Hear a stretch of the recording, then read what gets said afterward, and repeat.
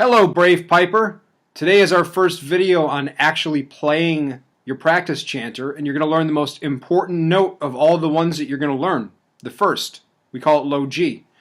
When you play today, you're going to need your practice chanter.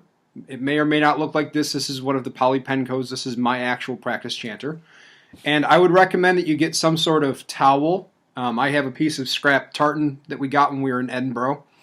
And we're going to use this as a mount on the table for you to play. When you are playing, remember that you want to back up and you want to play a steady tone. If it's not a steady tone, you need to practice with that high A and you need to slow down. This is all about carving those paths into your brain to practice effectively. Not learning fast. This is not about speed. This is about learning the right way. So today, we're only going to focus on playing a low G. I'm going to guide you through a finger walking of all the fingers correctly onto the chanter. I'm going to guide you through wiggling it out and then actually playing the low G. And if you can do that, you can blow a steady tone for 5 to 10 seconds. Then you're probably ready to move on to the next step. So first, let's get our chanter set up. Let's check it. We need to be careful. Disassemble it. You should be storing it in 2 pieces. I didn't do that last night, so my reed is actually a little bit wet. But you want to make sure your reed is inserted firmly, but not tight. Don't press on the reed. Don't squeeze on it. Make sure that it's in there and it's nice and airtight. Right? And then, very carefully, we don't want the chamber to bang on the lips of the reed here. We get it in. We use our thumb to control the screw back down, just like we use the thumb to control the screw up, so it doesn't pop and ruin the reed. Get it down, get it firm.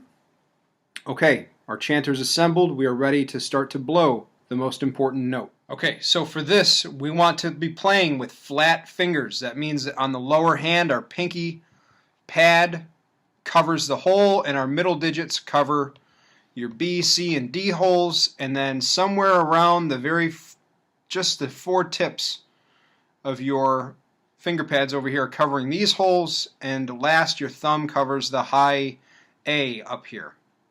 Okay, so here's how I was taught to do this. You start with your fingers off. Don't worry about aligning them at first. You get your pinky aligned.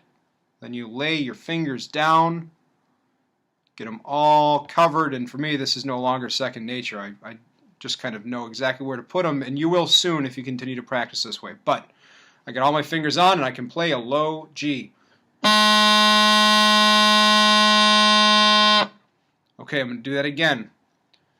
My fingers are not on it. High A. I'm going to start by putting my pinky down. I lay them all down. I want to visually check this as I go. Your eyes are not good once they are laid down because you can't see the holes anymore. But it's important that you visually teach yourself that spatial relationship. Okay? Now, one thing you might feel as you lay your fingers down is nothing. You may not be sensitive enough yet to feel the holes.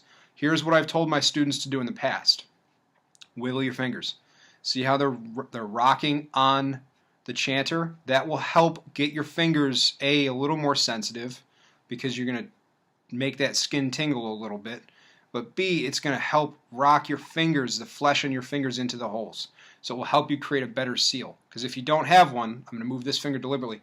We're not going to have a good, solid, low G. Now we're going to rock the fingers, get them back into the right holes. Nice, solid G. If you have a finger misplaced, it's going to be fuzzy.